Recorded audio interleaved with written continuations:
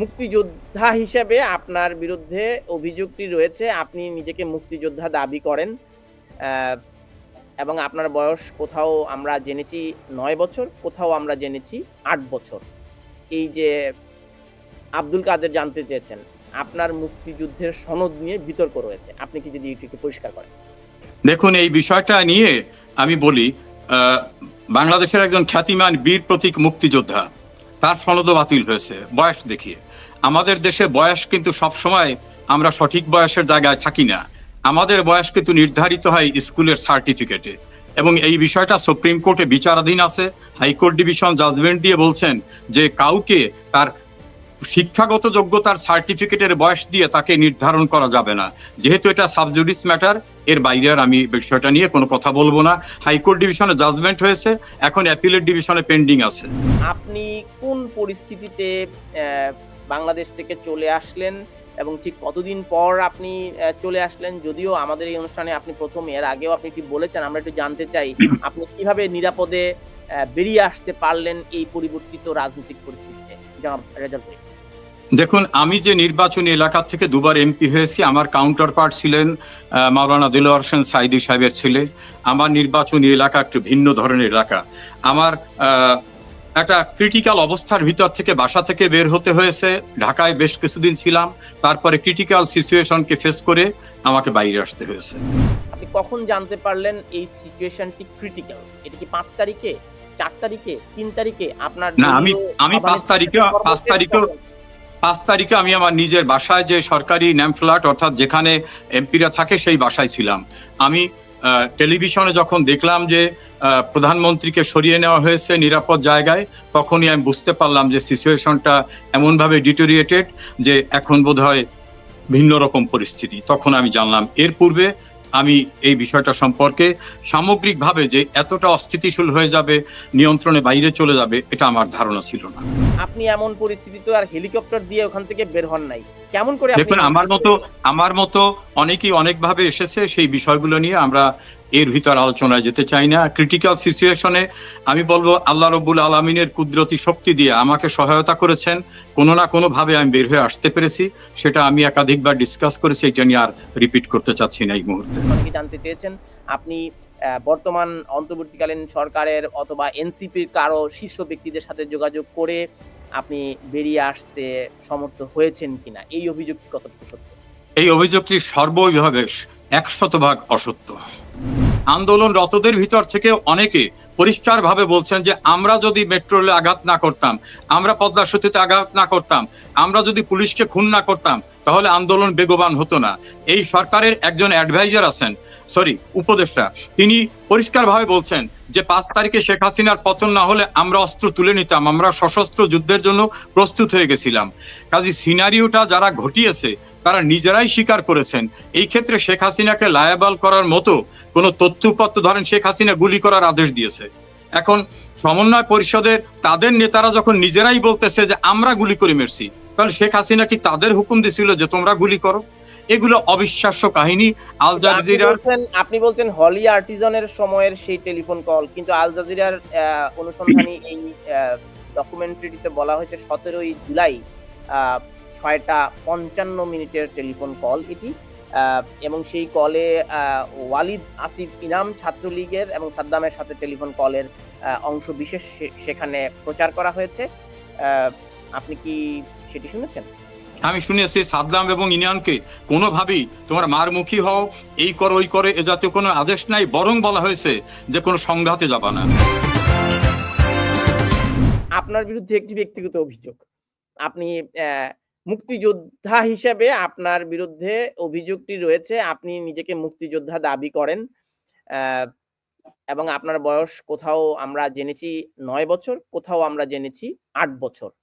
এই যে আব্দুল কাদের জানতে চেয়েছেন, আপনার মুক্তিযুদ্ধের সনদ নিয়ে বিতর্ক রয়েছে। আপনি কি যদি একটু পরিষ্কার করেন? দেখুন, এই বিষয়টা নিয়ে আমি বলি, বাংলাদেশের একজন খ্যাতিমান বীর প্রতীক মুক্তিযোদ্ধা, তার সনদও বাতিল হয়েছে বয়স দেখিয়ে। আমাদের দেশে বয়স কিন্তু সবসময় আমরা সঠিক বয়সের জায়গায় থাকি না। আমাদের বয়স কিন্তু নির্ধারিত হয় স্কুলের সার্টিফিকেটে, এবং এই বিষয়টা সুপ্রিম কোর্টে বিচারাধীন আছে। হাইকোর্ট ডিভিশন জাজমেন্ট দিয়ে বলছেন যে কাউকে তার শিক্ষাগত যোগ্যতার সার্টিফিকেটের বয়স দিয়ে তাকে নির্ধারণ করা যাবে না। যেহেতু এটা সাবজুডিস ম্যাটার, এর বাইরে আর আমি বিষয়টা নিয়ে কোনো কথা বলবো না। হাইকোর্ট ডিভিশনে জাজমেন্ট হয়েছে, এখন অ্যাপিলেট ডিভিশনে পেন্ডিং আছে। ধন্যবাদ।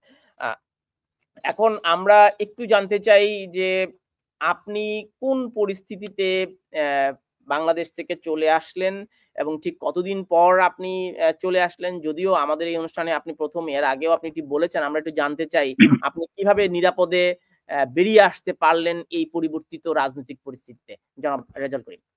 দেখুন, আমি যে নির্বাচনী এলাকা থেকে দুবার এমপি হয়েছি, আমার কাউন্টার পার্ট ছিলেন মাওলানা দিলওয়ার হোসেন সাইদি সাহেবের ছেলে। আমার নির্বাচনী এলাকা একটু ভিন্ন ধরনের এলাকা। আমার একটা ক্রিটিক্যাল অবস্থার ভিতর থেকে বাসা থেকে বের হতে হয়েছে।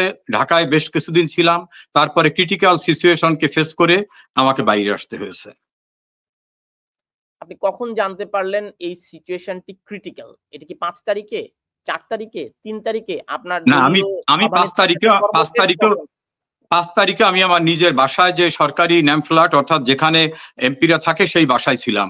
আমি টেলিভিশনে যখন দেখলাম যে প্রধানমন্ত্রীকে সরিয়ে নেওয়া হয়েছে নিরাপদ জায়গায়, তখনই আমি বুঝতে পারলাম যে সিচুয়েশনটা এমনভাবে ডিটোরিয়েটেড যে এখন বোধহয় ভিন্ন রকম পরিস্থিতি। তখন আমি জানলাম। এর পূর্বে আমি এই বিষয়টা সম্পর্কে সামগ্রিকভাবে যে এতটা অস্থিতিশীল হয়ে যাবে, নিয়ন্ত্রণে বাইরে চলে যাবে, এটা আমার ধারণা ছিল না।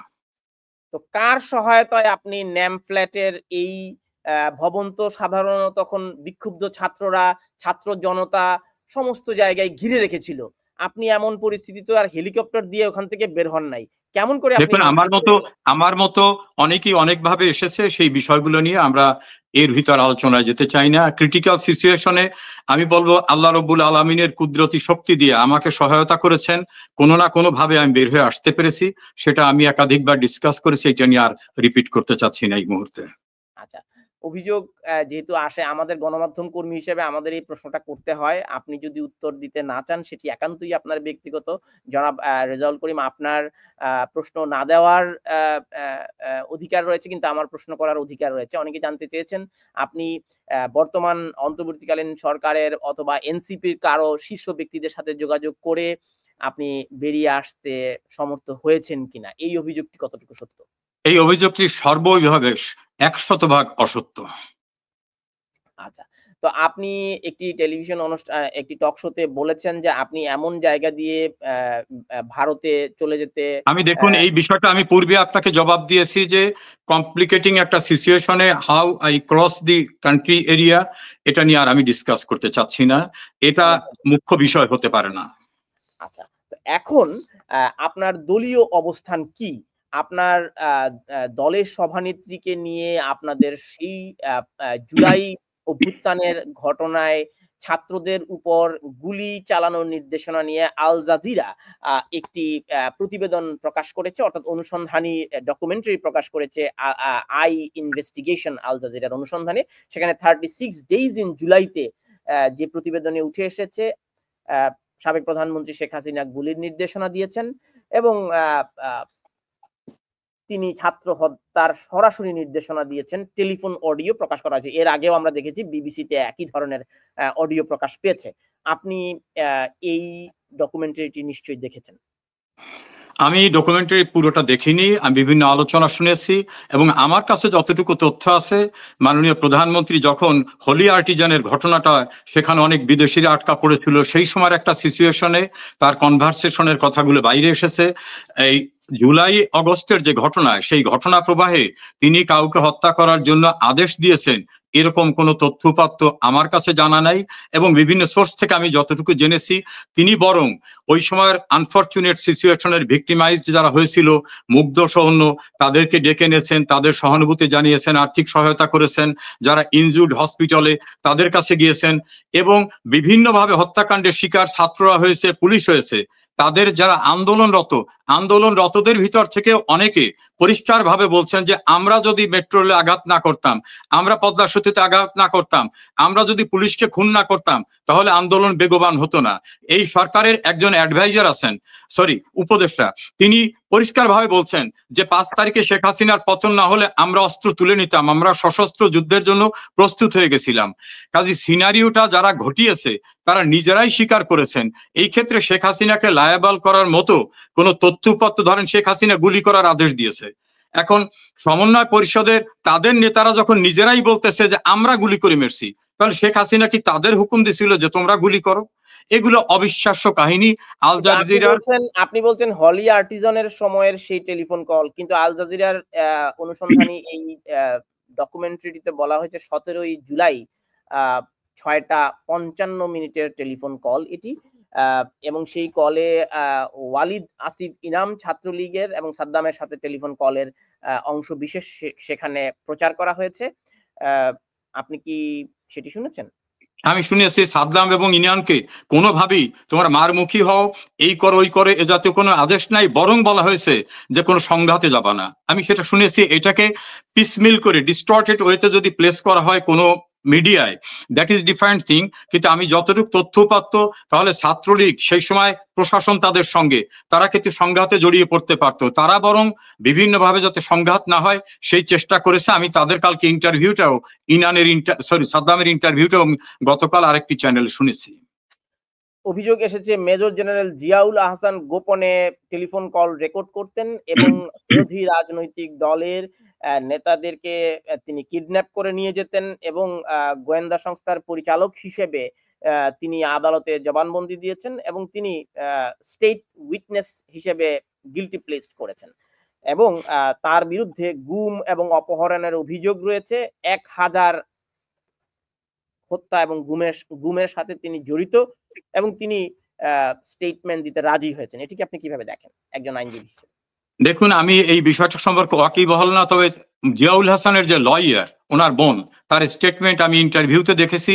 সেখানে উনি বলছেন যে আমার ভাই অর্থাৎ মেজর জেনারেল জিয়াউল হাসান তিনি কখনোই গোয়েন্দা সংস্থার ডাইরেক্ট ছিলেন না, তিনি কখনো ওই কথিত আয়নাঘরের যদি কারো কাস্টডিতে থেকে থাকে সেই ডিজিএফআই এর ভিতরে তিনি কোনোদিন ছিলেন না, এবং তিনি ছিলেন ন্যাশনাল টেলিকমিউনিকেশন মনিটরিং যে সেন্টার সেইটার ভিতরে তিনি ছিলেন। তিনি কোন রকম কাউকে অপহরণ করার জন্য যে ইনস্ট্রুমেন্টাল যে একটা অথরিটি থাকে সেই অথরিটির ভিতর তিনি কখনো ছিলেন না। আর যদি তিনি কোনো গিলটি প্লিট করেন, সেটা প্লিট করলে যদি সেইটার তথ্যপত্র সামনে আসে তখনই আমরা বলতে পারবো। অনেকেই কিন্তু আদালতে গিয়ে দোষ স্বীকারোক্তি করে। আমার প্রায় 40 বছরের কাছাকাছি আইন পেশা আমি জড়িত, আপনি বাংলাদেশে থাকা অবস্থা দেখেছেন। অনেকেই কিন্তু অনেক সিচুয়েশনে অনেক কথা বলা হয়, রিমান্ডে নেওয়ার পরে কম্পেলিং সার্কুমস্টেন্সে অনেকে অনেক কিছু বলে। একটা সময় কিন্তু ট্রায়ালের সময় বলা হয় যে I was physically and mentally tortured, I was compelled to say so.